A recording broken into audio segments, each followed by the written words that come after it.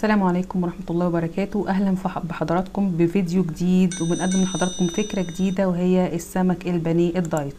ان شاء الله احنا كنا قدمنا لحضراتكم فكرتين للاكلات الدايت، ان شاء الله هننزلهم باذن الله بشكل مجمع عشان تكون مرجع او مصدر الافكار للاكلات الدايت او اكلات الرجيم، الاكلات اللذيذه الجميله اللي احنا كلنا بنحبها بس بسعرات قليله. النهارده الفكره اللي معانا هي زي ما حضراتكم شايفين السمك البانيه الدايت. طبعا كلنا بنحب السمك اللي هو الفيليه اللي ما بيكونش فيه شوك، بنحب ان احنا نعمله بالطريقه البانيه بالبيض والبقسماط. طبعا هو بيبقى الكالوريز بتاعته عاليه جدا، فاحنا ان شاء الله بنقدمه لحضراتكم النهارده بطريقه باذن الله خفيفه وما فيهاش كالوريز كتير. تابعونا ان شاء الله هتشوفوا ازاي الطريقه. اول حاجه يا جماعه في الاكلات الدايت بشكل عام كده ناخدها قاعده ان احنا نحاول نبرز يعني احنا هنعود نقص الدهون اللي بيكون في الاكل معانا بزياده النكهات والبهارات والمنكهات اللي انا بزودها للطبق بتاعي علشان اعوض بنقص الدهون اللي بيكون هو السبب الرئيسي في الطعم اللذيذ للاكل. فهنا انا بعمل دي عباره عن خلطه انا عاملاها عشان اتبل بيها السمك قبل ما اعمله بانيه. الخلطه دي عباره عن ايه؟ عباره عن توم، عباره عن بهارات سمك، عباره عن كمون، كزبره، شويه خل صغيرين او شويه ليمون صغيرين، بيفضل الخل عشان الليمون ما يمررش معايا.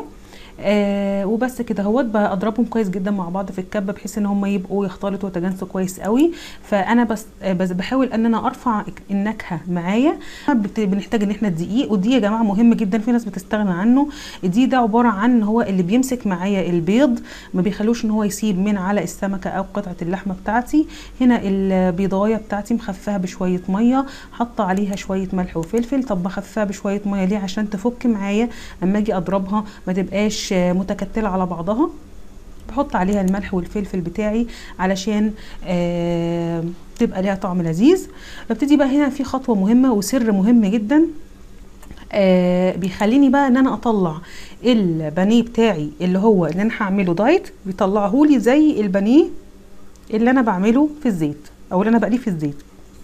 انا جبت البقسماط بتاعي وحطيت عليه حوالي معلقتين ل3 معالق زيت زي ما حضراتكم شايفين، وهبتدي ان انا اقلبه مع بعض، اقلبه كويس جدا مع بعضه بحيث ان هو يبقى في النهايه بعد التقليب زي ما حضراتكم شايفين عامل زي رمله البحر كده، اما يبقى مبلوله شويه بشويه ميه. ده المنظر النهائي للبقسماط بتاعي. علشان اعوض نقص الزيت اللي معايا في الوصفه انا جبت السمك بتاعي تبلته بالتتبيله اللي انا وريتها لحضراتكم، قلنا عشان نرفع ونعزز النكهه بتاعتي. ده سمك موسى، برضو السمك الموسى بيبقى جميل جدا جدا في بطريقه البيض والبقسماط.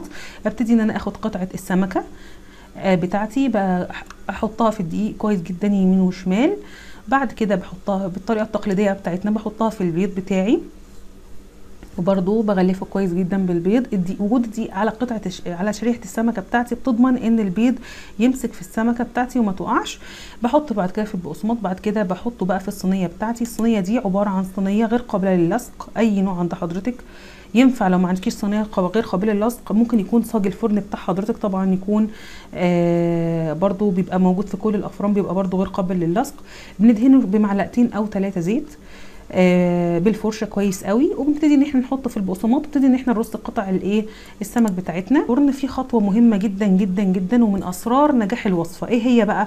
ان انا اكون مسخنه الفرن كويس قوي قبل ما ابتدي اي شغل خالص. ابتدي ان انا اول حاجه اعملها ان انا افتح الفرن بتاعي واسخنه كويس جدا بحيث ان انا لما ادخل الصينيه بتاعتي الفرن تبتدي عمليه القلي على طول. لكن انا لو الفرن بتاعي هادي هيبتدي بقى السمك معايا ينزل الميه، وطبعا كل الخلطه دي كلها بالكامل هتقع، يبقى انا كده ما عملتش عمليه قلي. انا كده بدا الموضوع ان هي الحاجه هتنزل ميتها وترجع تمتصها تاني، فكده يبقى انا ما عملتش عمليه القلي اللي انا المفروض ان انا اعملها او ان انا انفذها في الفرن بدل ما انفذها في الزيت بكميات كبيره. ادي الطبق بتاعي بعد ما انا خلصته. قدرت ان انا اقدم طبق صحي، طبق جميل بطعم جميل جدا بنفس طعم البانيه لو انا قليته في الزيت، بس صحي. طبعا كمية السعرات الحرارية اللي موجودة عندي في السمك لا تقارن تماما بكمية السعرات لو انا عملت نفس الطريقة بس بالطريقة التقليدية وقليته في الزيت. ان شاء الله تابعونا، هنقدم لحضراتكم الخلطات المختلفة اللي انا بتبل بيها اللحم والفراخ لو انا عملت بنفس الطريقة دي الفراخ او اللحم. طب هتبله بايه؟ هعزز النكهة بتاعته بايه؟ تابعونا ان شاء الله. ان شاء الله هنعمل لحضراتكم فيديو مجمع نجمع فيه الوصفات اللي احنا كنا قدمناها دايت، هنجمعهم كده مع بعض وان شاء الله نقدمهم لحضراتكم مجمعين عشان تبقى مرجع لكل الناس اللي بتحاول تقلل من وزنها. يا ريت يا جماعه لو عجبنا الفيديو نعمل لايك للفيديو وسبسكرايب للقناه وشير للحلقه عشان كلنا